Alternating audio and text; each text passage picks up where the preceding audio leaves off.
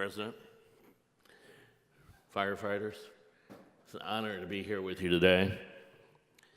It's an honor to be in a room filled with so many brave men and women who put their lives on the line every day. It's been an honor for me in my 22 years as mayor to be able to work with some of you. I have to call out my chief, actually it's his birthday today, Dave Howbush, and our union head, Sean Sutton. They're out there somewhere. Some of the best people anywhere to work with. And they understand that this is a partnership. It's a partnership of service to our community. I've seen our fire department over the last 20 years affect positive change in our community through unique programs, community outreach, while at the same time achieving a high level of performance through the accreditation process. We all must, particularly the fire department, work together in a spirit of cooperation on a daily basis if we're going to be successful in our mission of keeping our community safe and healthy. The same spirit should be used when interacting with all departments in the city so that we work cooperatively for the good of the entire community. I think it's especially important while you're in Washington this week, but even more so when you return home, not to let politics get in the way of good decision making or team building. Throughout your work, or when faced with decisions, the main consideration should always be finding solutions that will result in the best long-term, not short-term, but long-term outcomes for the entire community. When you return to your communities, remember the goal should always be for the greater good. And a relationship should be established that allows all parties in the discussion to talk about how to do their jobs better. And that means the administration, the elected officials, the fire board, whoever that may be, as well as all the firefighters. As you know that I'm a Republican, my city hasn't elected a Democrat since Abraham Lincoln took office. So our elections are decided in the primaries. But if your view of what a Republican or a Democrat stands for today is based on the extreme, and I repeat, extreme views of national politics, you can't truly understand the vast middle ground that's reality in our cities and towns. We joke sometimes at the Conference of Mayors meetings that there's no Republican or Democrat way to plow snow or fill a pothole. There's also no Republican or Democratic way to provide public safety and manage fire departments. It's about community service and what works best. It's about creating partnerships. When I'm wrestling with a decision, my main challenge always is how to do what is best for the people that live in our city. Not what's best for the Republican or the Democratic Party, but what's best for the people that live there. Regardless of political factions, instead of seeing opposing viewpoints as a negative, we try to look at the diversity of ideas as a positive factor. Because when you have different ideas and reasonable people willing to sit down and discuss those diverse ideas, will find the best solution regardless of party affiliation. What you're doing here this week is important because it gives you the chance to meet with fellow firefighters and representatives to assist each other as you seek solutions to common issues. It also makes your shared message more powerful when the majority of your members are focused on the same thing. While your hometown, my hometown, is a long way from Washington, D.C., decisions that are made here impact all of us. Particularly proud of the firefighters in my city of Carmel. They're true professionals who want to be the best in their field. When I first became mayor, we weren't organized. Some of the members, future members, came to me and said, we want to organize a union, and I said, is there a communication issue? Is there a problem? I thought we were pretty good, and the answer was no. We love everything you're doing, but we believe in putting the roof on when the sun's shining. I thought that was a good answer. And it's worked out beautifully for our community. Firefighters are able to speak with one voice. We work together, and the organization allows for progress that we wouldn't have been able to make otherwise. Whether your department reports to a mayor, town manager, fire board, or a different entity, it helps so much to work alongside each other with a clear understanding that the goal is better public safety for the people that we serve. And the union provides much needed direction and cohesiveness. The experience is shared by other locals, especially in the same region, can often provide solutions for us. I believe that negotiating the best pay and benefits for our firefighters will result in the best qualified candidates wanting to work in our fire department.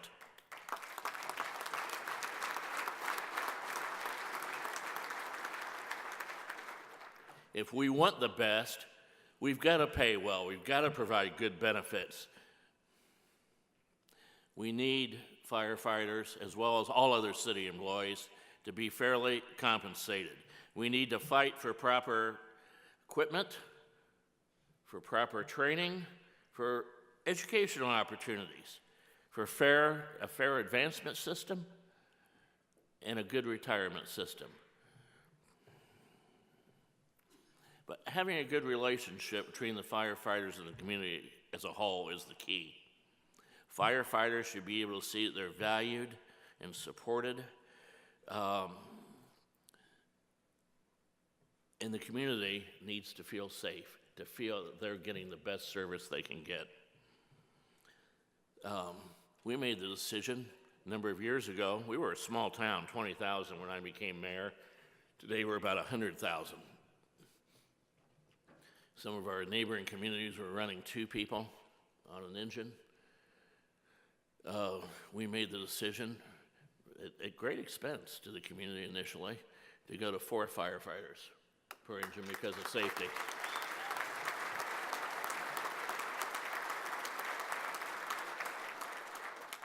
And we had a community discussion about it. And the community said, yes, we need to do that, not only for our own protection, but for the safety of the firefighters that are protecting us.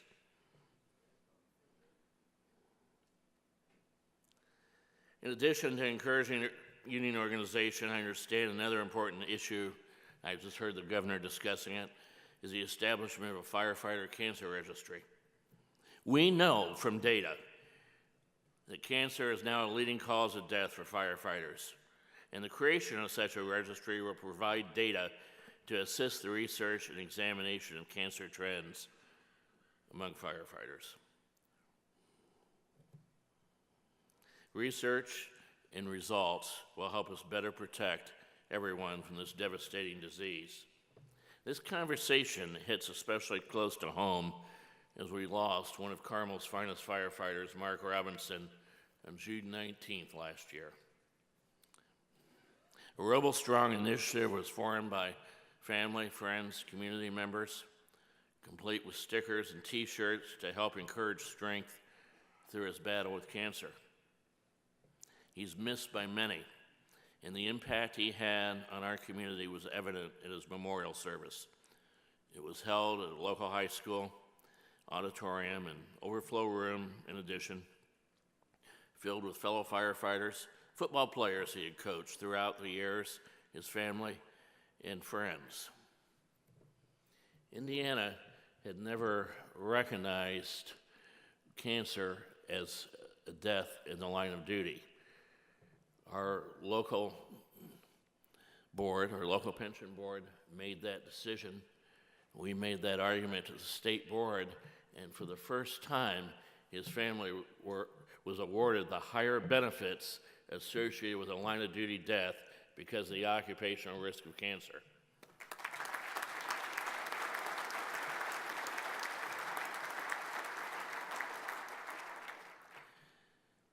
But we need more data. We need more research. It's wonderful that Massachusetts has data in a registry, and we use some of that data when we made our case. But we need to do it on a national level.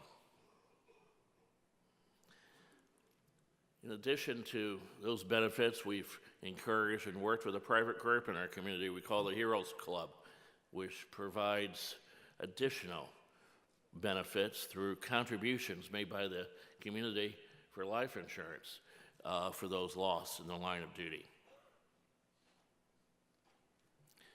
Firefighters are a different breed.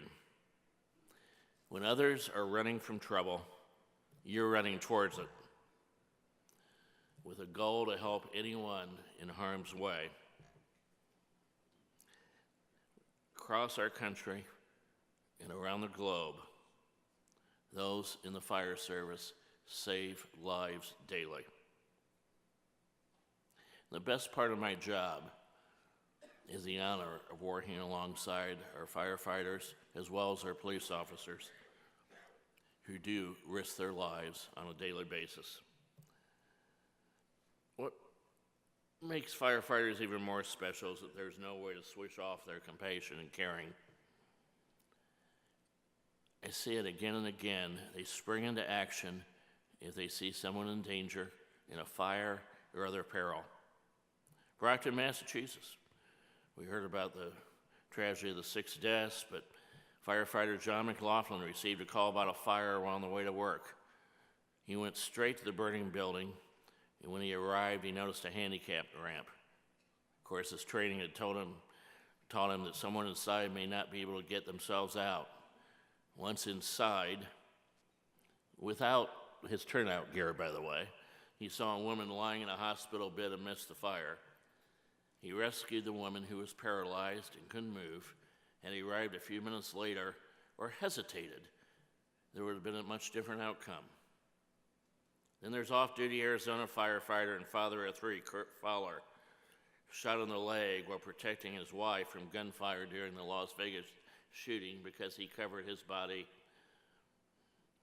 her body with his. And a little closer to my home, about 2 hours away in northern Indiana, Monica Kelsey, a firefighter from Cool Spring Township, created the Safe Haven baby boxes as a way for mothers to surrender newborns anonymously under Indiana's Safe Haven law. She hopes the baby box isn't the first choice, but it does provide a safe option if a mother doesn't want to face someone to turn over a baby. She recently got the chance to hold and look into the eyes of baby Hope, the first baby ever surrendered in one of her boxes.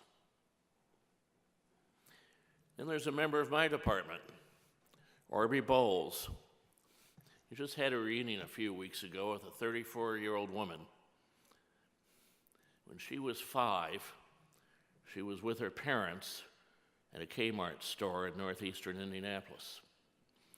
A deranged person had put a bomb in a toothpaste container, left it down low at a kid's level. She unfortunately picked it up. The bomb went off, taking off her left hand and taking out one of her eyes. As all the other customers and employees were running away from that store, our firefighter, Orby Bowles, ran into the store and was able to save her. And they had this great reunion just a few weeks ago. But that's the point I make. We recognize that firefighters don't run away from danger. They run towards it to help the community.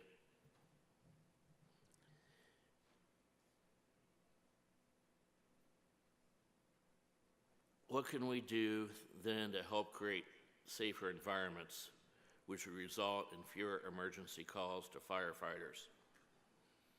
It's kind of a joke in my community that I can't even give a short speech without talking about one thing that we've done that's unique That is, we built more roundabouts than any other city in America. See, it always gets a laugh. I'm not sure why. 115. We only have about 5 traffic lights left. Why do we do that? Because we're achieving an 80% decrease in injury accidents. Our jaws of life are gathering dust. We don't need them because we do away. It's all about speed, as most of you know. Human error rate's always going to be about the same, 1 to 4 per million. 100,000 cars through an accident, through an intersection. Every day, that's 1 to 4 every 10 days. 50,000 cars, 1 to 4 accidents every 20 days. The question then is what type of accident? You're eliminating left turns, the most common type, but the big difference is that a yellow light or a pink, nobody in this room's ever sped through a yellow light, right? Didn't think so. I haven't either.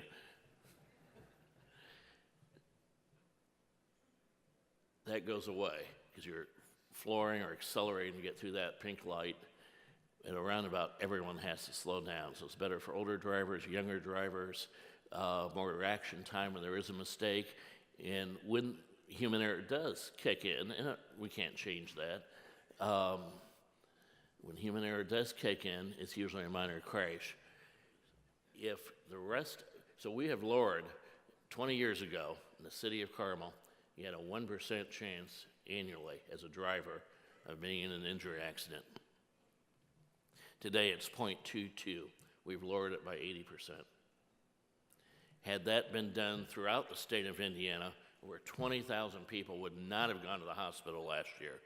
That's how many injuries and lives are being saved by that initiative. Some places, fire departments have said, it takes us a couple seconds longer to get through those roundabouts. We have to slow down more. But our department took a very different approach. They said, we're saving injuries and lives. This is a good thing. We're going to work with the city to continue this initiative. It's another example of our department and others in the community working to make us all safer.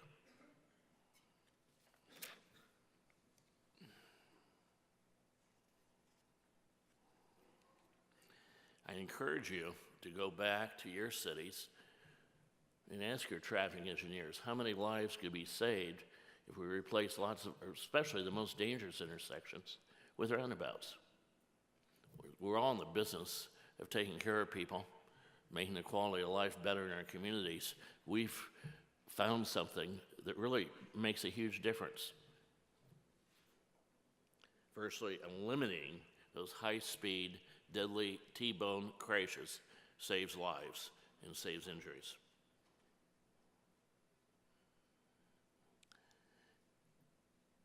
Sometimes you'll meet resistance, though. People fear change. They resist having to change how they approach an intersection, to learn how to drive through one. Some fire departments have said, you just can't get those trucks around our roundabouts. Or our guys have no problem at all getting our trucks around our roundabouts. Do just fine. So I challenge you to challenge your traffic engineers to build safer streets. You'll have a lot fewer calls to make.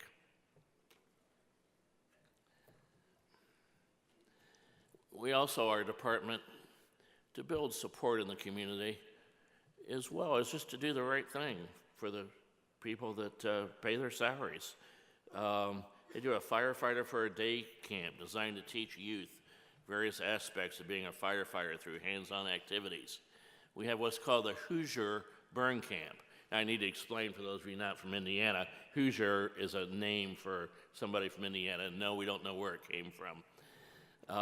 But the Hoosier Burn Camp, they take victims to a summer camp, children, victims of fires, to a summer camp for a week. We have a public safety day when the entire community is invited to learn more about safety issues. We do community open houses at all the fire stations. We have a new program, a community health initiative called the Mobile Integrated Healthcare Program.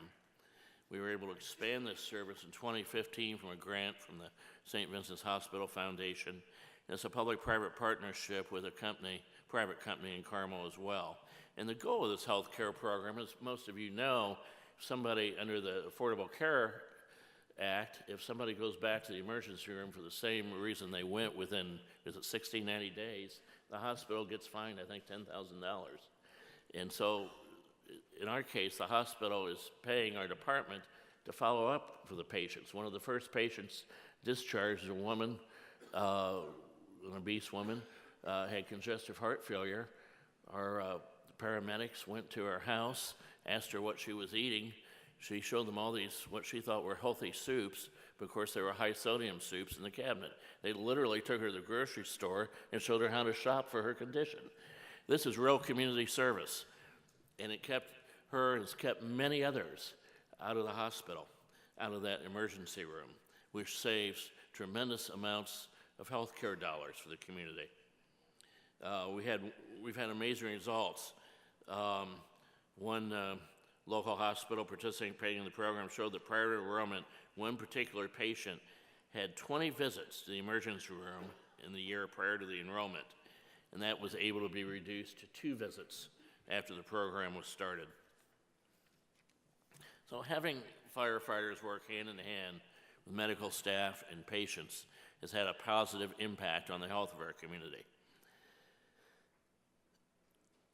It may seem that working proactively like this for the health and safety concerns of our cities puts firefighters out of work. But we're all in the business of keeping people safe, keeping them healthy, and what better reward is there than to work with people before they find themselves in an emergency situation. That will not create less work, but more work, but proactive work that's good for people. One thing that I think ought to be of concern to this organization is climate change. How's that related to firefighting? Well, as we see firefighters having to fight fires in the west, floods in the south and the northeast, as the climate changes, it's going to open up a whole new range of challenges for public safety.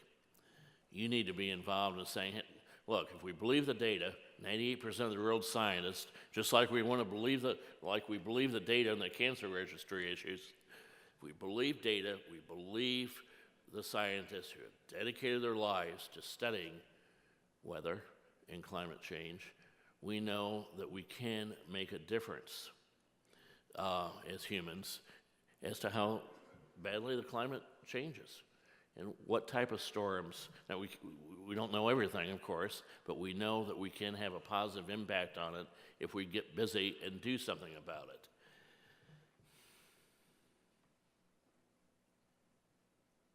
It's been an honor to be with you here today. As a participant in the U.S. Conference of Mayors, I speak to city leaders who place public safety at the top of the list of their priorities when it comes to managing their communities. I also see leaders who don't make it a priority. I am proud of my fire departments and all they have achieved. They became one of only 3 nationally accredited fire departments in Indiana when they first attained that status in 2013. And it's a testament to the skills and professionalism of those brave men and women of the fire service and to their dedication to continually improve their skills. I strongly recommend challenging yourselves to attain the highest level of skills you can. Let me tell you a brief story. When I first became mayor, I think it was the first year or so it was 22 years ago. For about 3 weekends in a row, I picked up the paper, Saturday, Sunday, Monday mornings, and read about 2 or 3 of our firefighters being arrested for DUIs.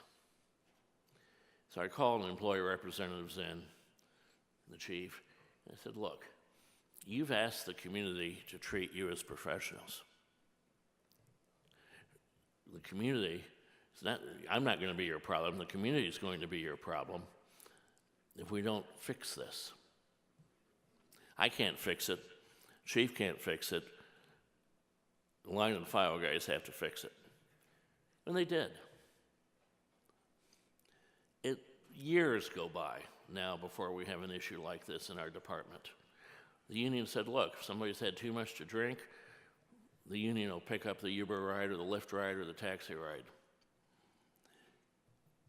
I tell you this story not only because it had a successful conclusion, but because it's evidence of the sort of partnership that we have in our city between the union, between the employees, in our administration. We say, look, we're in the business of providing really good service. I want to be able to go to the community and say firefighters need to be treated as valued partners and professionals. This is what you have to do to gain their trust. And they've done it. As a result, we have the best pay in the state of Indiana, and we have the best benefits in the state of Indiana, not because I wanted it, but because the community saw the value of our fire department, and they saw what great professionals they truly are.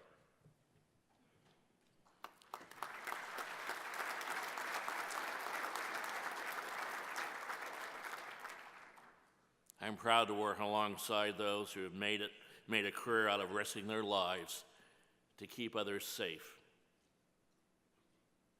It should be our shared mission to discover new equipment, new training techniques, and other tools that will keep you as safe as possible while performing that duty. And the mayors, the vast majority of mayors of this country want to work with all of you to make that happen. Thank you very much for allowing me the time to talk with you. Thank you, Mr. Mayor. You're great.